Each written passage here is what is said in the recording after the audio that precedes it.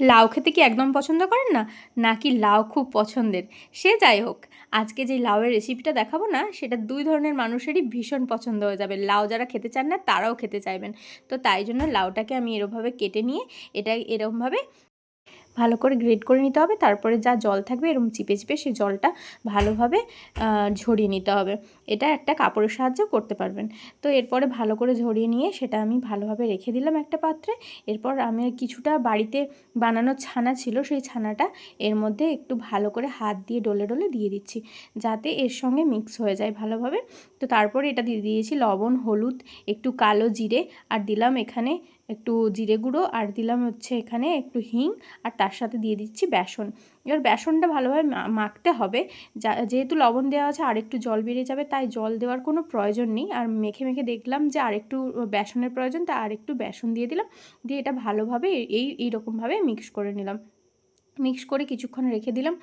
তারপরে এদিকে আমি কড়াইতে ভেজে নিচ্ছি একটু বেসন, শুকনো কড়াইতে বেসনটা ভেজে নিলাম। আর এখানে মশলা করার জন্য টমেটো, আদা আর কাঁচা লঙ্কা, চারমগজদালা বেটে নিলাম। এরপর এটা আমি যেটা করে রেখেছিলাম, মেখে রেখেছিলাম, ওটা একটু এরকমভাবে ভেজে নিচ্ছি বড়ার আকারে বা হচ্ছে পকোড়ার আকারে। তো যে যেরমভাবে গোল গোল লম্বা যে যেরমভাবে আকার দিয়ে এটা ভেজে নিতে পারে। এরপর আমি যে তেলটা পড়ে রইলো ওটাতে আমি একটু গোটা জিরে আর তার সাথে গোটা গরম মশলা দিলাম, আর একটু কাশ্মীরি লঙ্কার গুঁড়ো দিলাম, যেটা একটু কালার আসবে বলে। তারপর যে বানিয়ে রেখেছিলাম পেস্টটা, ওই পেস্টটা ওর মধ্যে দিয়ে ভালো করে কষিয়ে নিতে হবে। আর এই পেস্টটা দেওয়ার পর আমি একটু দিলাম হলুদ গুঁড়ো, আর হলুদ গুঁড়ো দিয়ে আর একটু ভালো করে নেড়ে চেড়ে এর মধ্যে দিয়ে দিলাম লবণ পরিমাণ মতো, আর দিলাম একটু ধনে গুঁড়ো। ব্যাস, ধনে গুঁড়ো দিয়ে একটু ভালোভাবে কষিয়ে নিতে হবে। কষানোর পরে যে আমি বেসনটা ভেজে রেখেছিলাম, ওই ভেজে রাখা বেসনটা দিয়ে আর একটু ভালোভাবে কষিয়ে নিতে হবে। কষিয়ে নেওয়ার পরে শুকনো শুকনোভাবে হয়ে গেলে তার মধ্যে আমি জল দিয়ে, একটু বেশি পরিমাণেই জল দিতে হবে, যেহেতু বেসন দেওয়া আছে। জলটা একটু গ্রেভিটা খুব গ্রেভি না হলে হয়ে যাবে।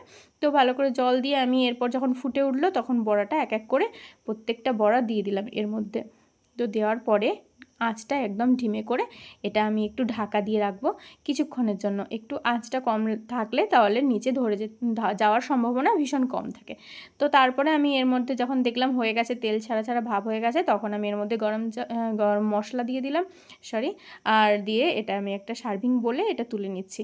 তো কেমন লাগলো অবশ্যই জানাবেন, আর বাড়িতে অবশ্যই ট্রাই করবেন। লাউ যারা খেতে পছন্দ করেন না তারাও করবেন, আর যারা লাউ খেতে পছন্দ করেন তারাও তো একটা ডিফারেন্ট রেসিপি হিসাবে ট্রাই করবেন। হরে কৃষ্ণা।